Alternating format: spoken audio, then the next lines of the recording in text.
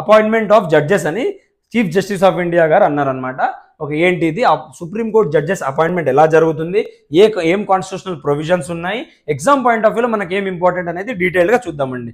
మీరు ఇట్లానే క్యారీ అవ్వండి, మెంటర్స్ అకాడమీని ఇలానే ముందుకు తీసుకెళ్ళండి, మీరు ముందుకు వెళ్ళండి. ఓకేనా అండి, మీకు అన్ని హెల్ప్ఫుల్గానే ఉంటుంది. ఓకేనా.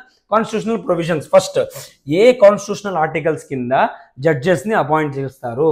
Article 124 sub clause 2. ఓకేనా.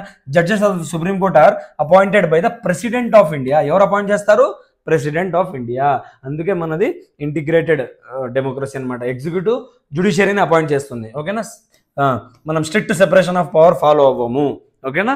రైట్. కోఆపరేటివ్ ఫెడరలిజం ఉంటుంది, కోఆపరేటివ్ సెపరేషన్ ఆఫ్ పవర్ ఉంటుంది. President must consult with judges of the supreme court and high courts if deemed necessary. ఒకవేళ అవసరం పడితే వాళ్ళతో అడిగి చేయాలన్నమాట. ఓకేనా. స్ట్రెంత్ వచ్చేసి యాజ్ ఆఫ్ 2024 మనకు ఎంతమంది ఉన్నారు జడ్జెస్ అంటే 34 జడ్జెస్ సుప్రీం కోర్ట్ జడ్జెస్ ఉన్నారు. ఒకరు చీఫ్ జస్టిస్ ప్లస్ 33 జడ్జెస్ ఉన్నారు. ఓకేనా. యూపీఎస్సీ ఇలా కూడా అడగొచ్చు యాజ్ ఆఫ్ నో ఎంతమంది ఉన్నారు అని చెప్పి, ఫుల్ స్ట్రెంత్ ఉంది అన్నట్లు. ఓకేనా. క్వాలిఫికేషన్స్ ఏమున్నాయి అసలు జడ్జి కావాలంటే? క్వాలిఫికేషన్స్ ఏమున్నాయి? ఏ ఆర్టికల్లో చెప్తున్నారు? సబ్ క్లాస్ 3లో చెప్తున్నారు. Same article 124. A person is eligible if they are a citizen of India. Supreme court judge అవ్వాలంటే తను సిటిజన్ ఆఫ్ ఇండియా కావాలి. Have served as a high court judge for at least high court జడ్జిగా 5 ఏళ్ళు పనిచేసి ఉండాలి, లేదా అడ్వకేట్గా హైకోర్టు అండ్ అడ్వకేట్గా 10 సంవత్సరాలైనా ప్రాక్టీస్ చేసి ఉండాలి. Next, are a distinguished jurist in president's opinion. President గారు అనుకోవాలి తను సరైన పర్సన్ ఈ జాబ్కి ఫిట్ అని చెప్పి. ఓకేనా. ఈ 4 ఎలిజిబిలిటీస్ చాలా జాగ్రత్తగా చూసుకోండి. ఎగ్జామ్ పాయింట్ ఆఫ్ వ్యూలో చాలా ఇంపార్టెంట్ ఒక్కొక్క పాయింట్. టెన్యూర్ అండ్ ఓత్ ఇది కూడా చాలా ఇంపార్టెంట్ అనమాట. టెన్యూర్ ఎంత ఉంటుంది అంటే 65 years అనమాట సుప్రీంకోర్టు జడ్జికి. హైకోర్టు జడ్జికి ఎంత ఉంటుంది టెన్యూర్? మీరు కామెంట్స్లో పెట్టండి. ఓకేనా. ఎప్పుడు వరకు ఆయన హైకోర్టు జడ్జిగా ఉండవచ్చు?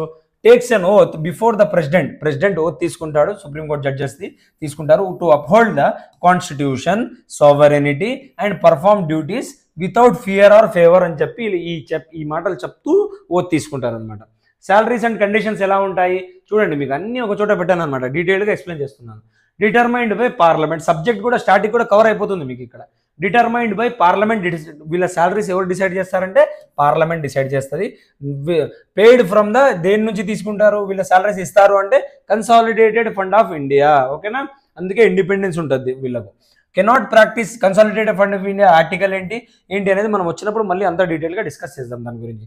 Cannot practice law after retirement, వీళ్ళు రిటైర్మెంట్ తర్వాత లా ప్రాక్టీస్ చేయలేరు. ఓకేనా. సింపుల్. ఇలా యూపీఎస్సీ ఇలాంటి మాటల మీదనే వేస్తుంది అన్నమాట ఎగ్జామ్ క్వశ్చన్స్ ఇలానే పడతాయి అనమాట. ఓకేనా.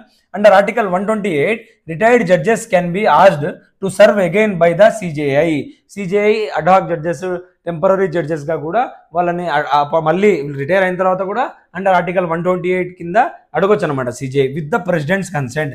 ప్రెసిడెంట్ని అడిగి వాళ్ళని మళ్ళీ అపాయింట్ చేసుకుందాము, వాళ్ళతో చాలా పని ఉంది, మళ్ళీ కేసెస్ ఎక్కువ అయినాయి అని చెప్పి తీసుకోవచ్చు అనమాట. Removal of judges article 124 clause 4లో చెప్తున్నారు రిమూవల్ గురించి, అదే ఇంపీచ్మెంట్ అంటారు. ఓకేనా. Article 124 sub clause 4 only through presidential order after parliamentary address అనమాట. ఓకేనా. పార్లమెంట్ మొత్తం పాస్ చేసిన తర్వాత రిక్వైర్డ్ స్పెషల్ మెజారిటీ. ఆల్రెడీ నేను మొన్నటో వీడియోలో డిస్కస్ చేశాను వీళ్ళని ఎలా ఇంపీచ్మెంట్ ప్రాసెస్ జడ్జెస్ది ఎలా ఉంటుంది అని చెప్పి. మీరు ఆ వీడియో చూస్తే మీకు అర్థమైపోతుంది, డీటెయిల్గా చెప్పాను. Required special majority in both houses. ఓకేనా. స్పెషల్ మెజారిటీ కావాలి. నాట్ ఓన్లీ ఎట్లా స్పెషల్ మెజారిటీ అంటే all members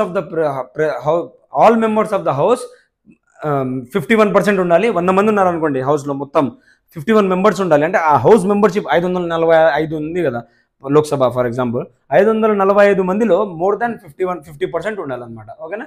plus 2/3 members of present and voting.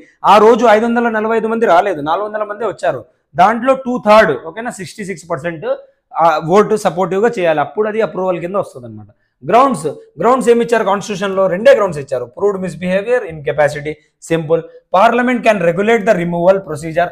Parliament ఏమన్నా అప్డేట్స్ చేయొచ్చు అనమాట, వాళ్ళని ఎలా తీసేయాలి అని చెప్పి ఆ పార్లమెంట్ దగ్గర ఆ పవర్ ఇచ్చారనమాట. Collegium system, judicial president. అసలు కొలీజియం సిస్టమే కదా జడ్జెస్ని ఇప్పుడు ప్రెసిడెంట్ అపాయింట్ చేసినా ప్రెసిడెంట్ ఎలా అపాయింట్ చేస్తారు?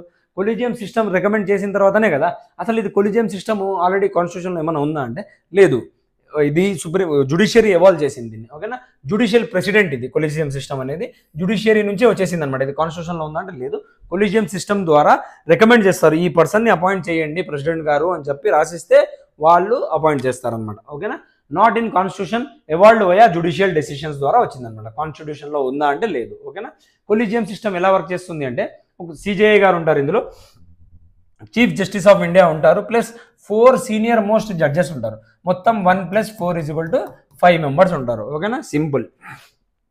Recommend appointments, transfers and elevations in higher judiciary. Appointment కూడా రికమెండ్ చేస్తుంది, ఇక్కడ నుంచి ఇక్కడికి ట్రాన్స్ఫర్ చేయండి అని చెప్పి రికమెండ్ చేస్తుంది. Elevations, promotions in